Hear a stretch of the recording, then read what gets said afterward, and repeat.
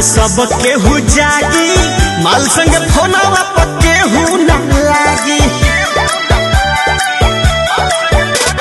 रात के पलान बाटे सब केहू जागी, मलिया से फोनवा पर केहू न लागी।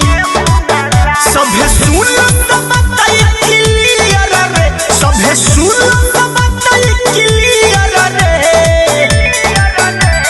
डीजे बाजी जाके पीछे दिया रे, सभे बोली हैप्पी न्यू ईयर रे। जे दारू न पिएला पी पिया रे, सभे बोली हैप्पी न्यू ईयर रे, सभे बोली हैप्पी न्यू ईयर रे। दीबा में दीबा अभी कहा, दीबा में दीबा, दीबा में बियर, हमरा ओर से सभे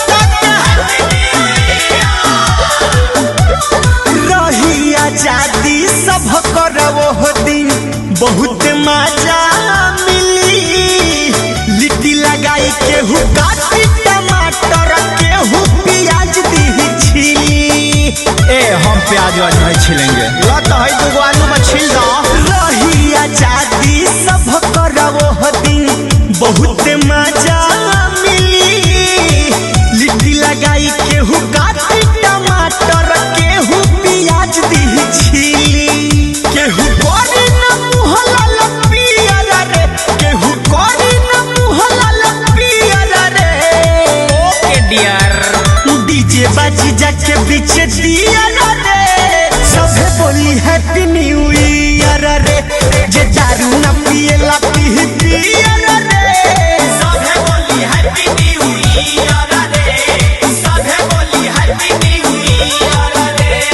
काली काली साड़ी पे कढ़ाई नहीं होती है, काली काली साड़ी पे कढ़ाई नहीं होती है। नया माल आ नया साल के तैयारी में पढ़ाई नहीं होती है। बोलू बिशुनपुरी कहेले बतिया, केहू ना भूलाई। केक कटाई और सेल्फी खिंचाई, फेसबुक पर डालाई। सब केहू डाली और रवि जी और शक्ति सोना का टैग कर दी। बोलू बिशुनपुरी कहेले बतिया, केहू ना भूलाई। केक कटाई और सेल्फी खिंचाई, फेसबुक पर डालाई। रही सब कर मनवा हरियर रे, रही सब कर मनवा हरियर रे। डीजे बाजी जाके पीछे दिया